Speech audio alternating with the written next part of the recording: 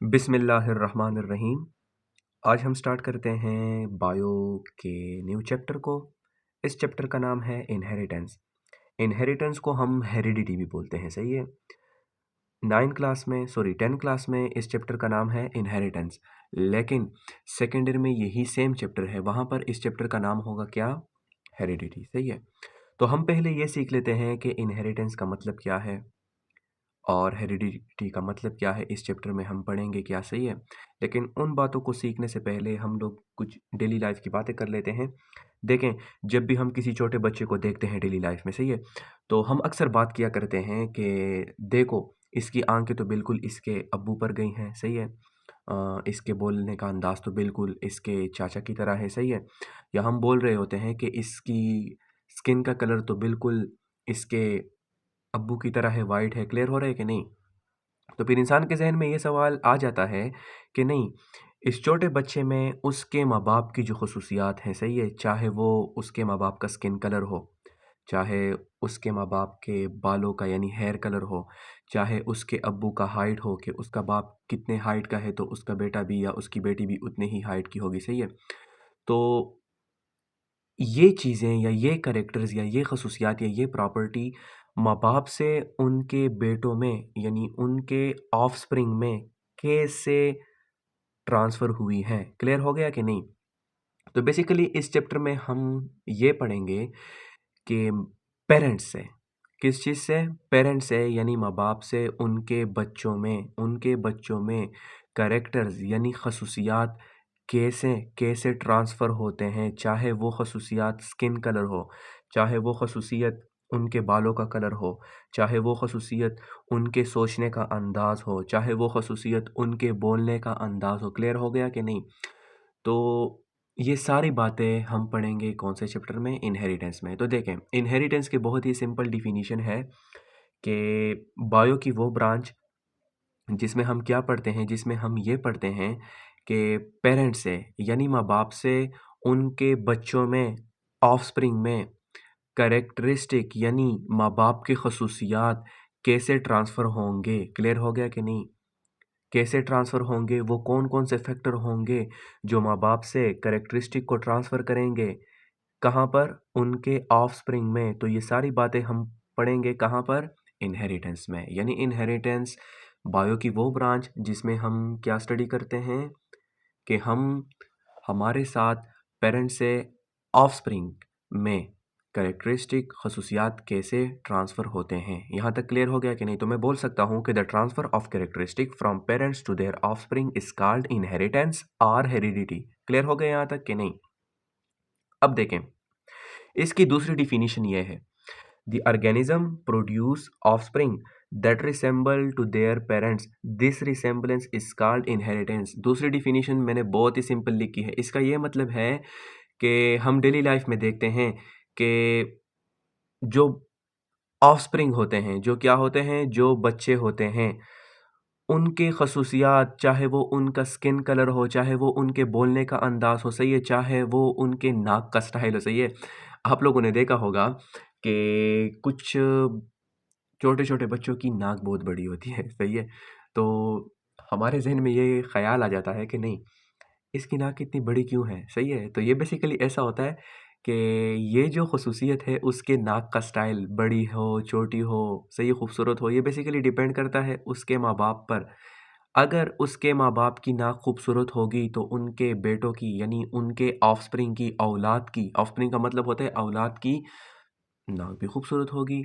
बात समझ आ रही है कि नहीं? यानी सिंपल अगर मैं ये बात करूँ तो इस चैप्टर में हम बेसिकली क्या पढ़ते हैं कि औलाद जो होती है यानी ऑफ़स्प्रिंग जो होती है यानी जो बच्चे होते हैं वो ख़ुसूसियात में अपने माँ-बाप की तरह क्यों होते हैं? यानी अपने माँ-बाप से उन बच्चों में वो ख़ुसूसियात कैसे ट्रांसफ़र होते हैं? इस चीज़ की स्टडी को हम जब करते हैं, वो हम करते हैं बायो की कौन-सी ब्रांच में? इनहेरिटेंस में, जिसको हम बोलते हैं हेरिडिटी। क्लियर हो गया कि नहीं? अब आप लोग बोलेंगे कि सर हमने उस वक़्त से ये बात लगाई हुई है कि सर खसूसियात, खसूसियात, खसूसियात। सर इसका मतलब क्या है? इसका मतलब बहुत ही सिंपल है। देखें, माँ-बाप के स्किन का कलर अगर वाइट होगा, तो उनके बच्चों के स्किन का कलर भी वाइट होगा। अगर माँ-बाप के बालों का कलर ब्लैक होगा, तो उनके बच्चों के बालों का कलर भी ब्लैक होगा। यानी माँ-बाप का कलर अगर एक जैसा है, तो उनके औलाद का यानी बेटों का कलर भी एक जैसा है। तो यहाँ पर बात ये आ जाती है कि पेरेंट्स से उनके बच्चों में यानी उनके ऑफ़स्प्रिंग में वो करैक्टर, वो ख़ुसूसियत गई कैसे? सही है? इस चीज़ को जब हम स्टडी करते हैं, तो हम कहाँ कहाँ पर स्टडी करते हैं? इनहेरिटेंस के चैप्टर में या हेरेडिटी में। क्लियर हो गया कि नहीं? तो असल में जो औलाद की यानी बच्चों की जो खसूसियात होती हैं, वो बेसिकली मिल रही होती हैं अपने माँ-बाप से। क्यों मिल रही होती हैं? कैसे मिल रही होती हैं? इसी के बारे में ये आपका पूरा चैप्टर है, सही है? तो देखें, फॉर एग्ज़ाम्पल स्किन कलर हो गया, आइज़ कलर हो गया, हाइट हो गया, सही है? तो ये वो खसूसियात हैं जो बेसिकली माँ-बाप से ट्रांसफ़र होते हैं, कहाँ पर? उनके बच्चों में। अब आगे जाएँ, genetics. Genetics, the study of inheritance, heredity and variation. Genetics science की, बायो की वो ब्रांच, जेनेटिक्स साइंस की, बायो की वो ब्रांच जिसमें हम बेसिकली स्टडी करते हैं इनहेरिटेंस को या हेरिडिटी को और वेरिएशंस को। यानी बायो की वो ब्रांच जिसके अंदर हम स्टडी करते हैं इनहेरिटेंस को और वेरिएशंस को। वेरिएशंस का मतलब होता है चेंजेस, मुख्तलिफात। यानी ये ज़रूरी तो नहीं है कि बच्चे 100 के 100% अपने माँ बाप की तरह ही दिखेंगे। क्लियर हो गया कि नहीं?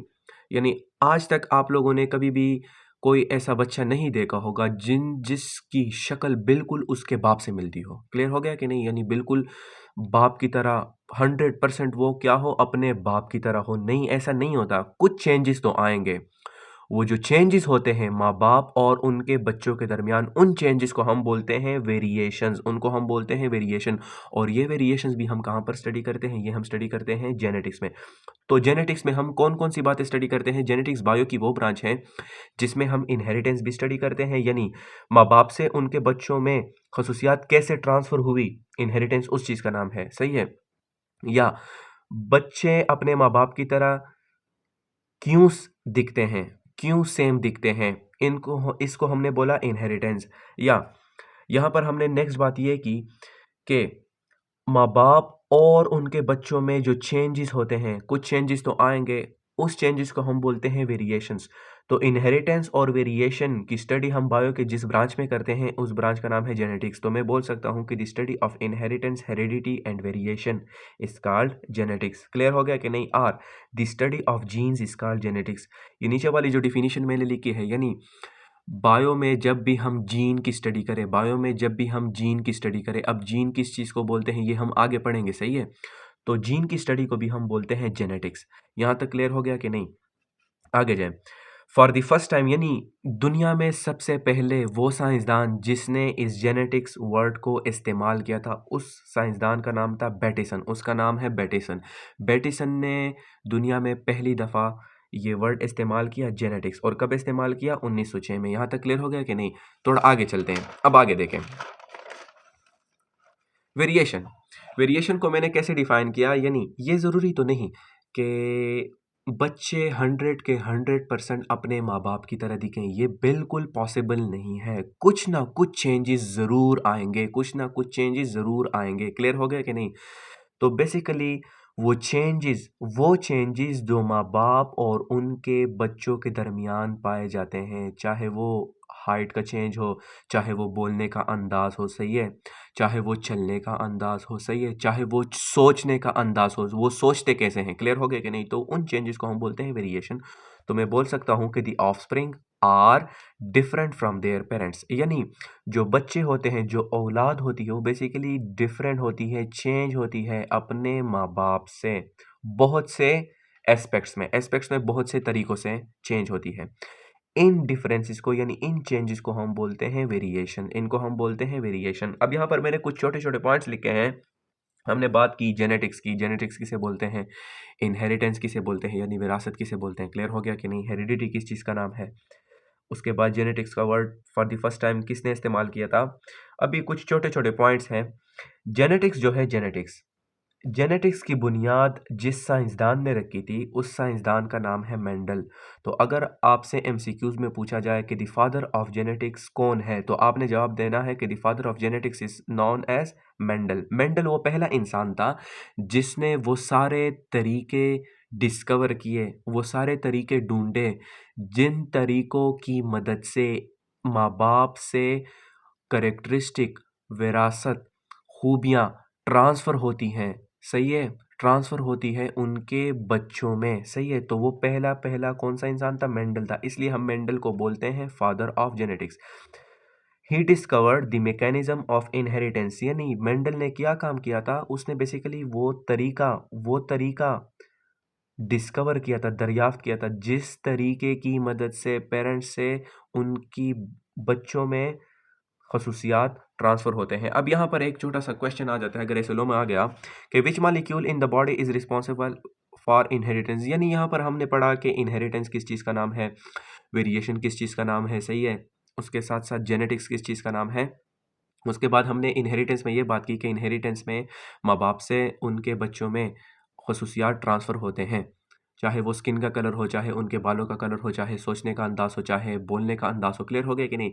लेकिन अब इंसान के ज़हन में यहाँ पर एक दूसरा सवाल ये क्रिएट हो जाता है कि नहीं सर, आपकी बातें यहाँ तक ठीक हैं। सर, ये माँ-बाप से बच्चों में जो खसूसियात ट्रांसफ़र होती हैं, ये खसूसियात ट्रांसफ़र करता कौन है? यानी हमारे बॉडी में वो कौन-सा मॉलिक्यूल है, वो कौन-सा ऐसा सब्सटेंस है जो माँ-बाप से खसूसियात को ट्रांसफ़र करता है उनके बच्चों में? तो उस मॉलिक्यूल का नाम है डीएनए, और डीएनए के ऊपर एक दूसरा मॉलिक्यूल होता है, या मैं ऐसा भी बोल सकता हूँ कि डीएनए के एक सेगमेंट को, यानी डीएनए के छोटे पार्ट को हम बोलते हैं जीन। तो जीन वो सब्सटेंस है या जीन वो मॉलिक्यूल है जिसकी मदद से जो ट्रांसफ़र करता है खूबियाँ, खसूसियात पेरेंट से ऑफ़स्प्रिंग की तरफ। यानी मैं बोल सकता हूँ कि फ़ॉर एग्ज़ाम्पल अगर आप सफ़र कर रहे हैं, फ़ॉर एग्ज़ाम्पल आप घर से जा रहे हैं स्कूल, तो आपकी जो सवारी है वो गाड़ी है, वो क्या है? कार है। यानी आप गाड़ी की मदद से घर से जाएँगे स्कूल, तो स्कूल तक आपको किस चीज़ ने पहुँचाया? गाड़ी ने। तो घर से लेकर स्कूल तक आपको ले जाने वाली चीज़ क्या है? गाड़ी। इसी तरह माँ-बाप से उसके बच्चों में खसूसियात ले जाने वाली जो चीज़ है, जो गाड़ी है, उस गाड़ी का नाम है जीन। तो मैं बोल सकता हूँ कि हर सेल में, every cell in the body contains instructions for making character, यानी आपके बॉडी में हज़ार किस्म के सेल्स पाए जाते हैं, क्योंकि आप लोगों ने पढ़ा हुआ है कि cell is the structural and the functional unit of living organism, यानी आपकी बॉडी किस चीज़ से बनी है? सेल से। तो सेल में कुछ ऐसे मॉलिक्यूल हैं जिन मॉलिक्यूल्स में इंसान के पूरे खसूसियात पड़े होते हैं। क्लियर हो गया कि नहीं? यानी इंसान के जितने भी खसूसियात हैं, सेल के अंदर एक ऐसा मॉलिक्यूल है कि जिस मॉलिक्यूल के अंदर इंसान के वो पूरे खसूसियात पड़े हुए हैं, चाहे वो उसका स्किन कलर हो, चाहे वो उसके बोलने का अंदाज़ हो, यानी ये पूरे खसूसियात कौन कंट्रोल करता है? वो सेल के अंदर जो मॉलिक्यूल पड़ा है वो। अब वो मॉलिक्यूल कौन-सा है?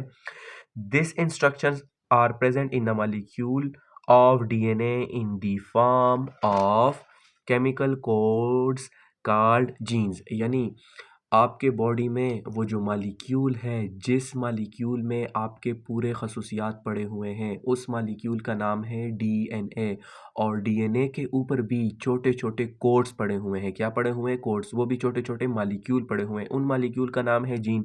इस जीन के अंदर इंसान के पूरे खसूसियात होते हैं।